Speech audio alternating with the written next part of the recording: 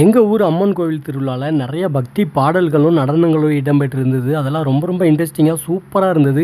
இந்த வீடியோவை கடைசி வரைக்கும் பாருங்கள், ரொம்ப நல்லாயிருக்கும்.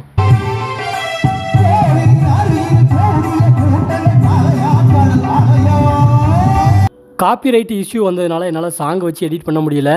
இந்த இன்னிசை கச்சேரியில் நிறைய சினிமா பாடல்கள் தான் ஓடும். ஆனால் அப்பப்போ வந்து இந்த சாமி பாடல்களும் ஒன்று ரெண்டு பாடுவாங்க.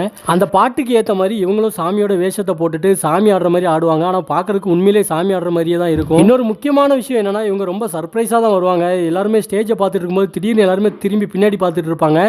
எதுக்காகன்னு சொல்லி திரும்பி பார்த்தா பின்னாடி இருந்து நடந்து வருவாங்க. வந்துட்டு தீயெல்லாம் வச்சு ரொம்ப ரொம்ப ரொம்ப அழகாக நடனம் ஆடுவாங்க இவங்களாம்.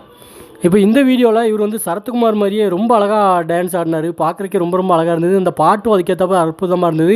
பின்னாடி இருக்கிறது அவங்களோட மனைவி தான். அவங்க வந்து அம்மன் மாதிரி வேஷம் போட்டுட்டு இருக்கிறாங்க. இப்போ எங்கள் சித்தப்பா காமராஜ் காந்தி அவங்க எங்கள் ஊரில் பாடின பாட்டை கேளுங்க.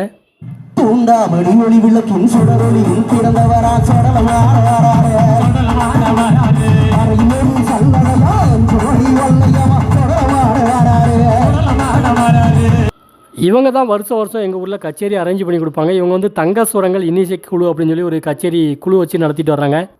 இந்த பாட்டு தான் இருக்கிறதுலே ரொம்ப ரொம்ப அட்டகாசமாக இருந்தது.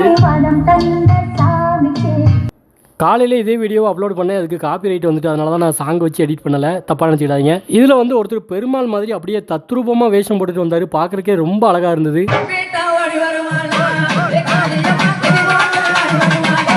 இந்த வீடியோ கொஞ்சம் கிளியராக இல்லை, ஆனால் இந்த வேஷம் தான் எல்லாருமே திரும்பி பார்க்குற அளவுக்கு ரொம்ப அட்டகாசமாக இருந்தது. ஏன்னா இது பின்னாடி இருந்து வந்தாங்க. எல்லாருமே முன்னாடி ஸ்டேஜை பார்க்கும்போது பின்னாடி இருந்து சாமி ஆடிட்டு வந்து தீயை வந்து வச்சு பயங்கரமாக டான்ஸ் ஆடிட்டு இருந்தாங்க.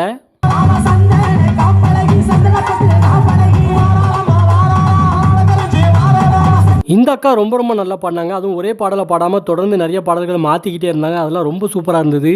இன்னும் நிறைய பாட்டு பாடினாங்க, ஆனால் அதெல்லாம் நான் வீடியோ எடுக்கல. கடைசியாக எங்கள் சித்தப்பா பாடின பல்லாக்கு குதிரையில் சாங்கு.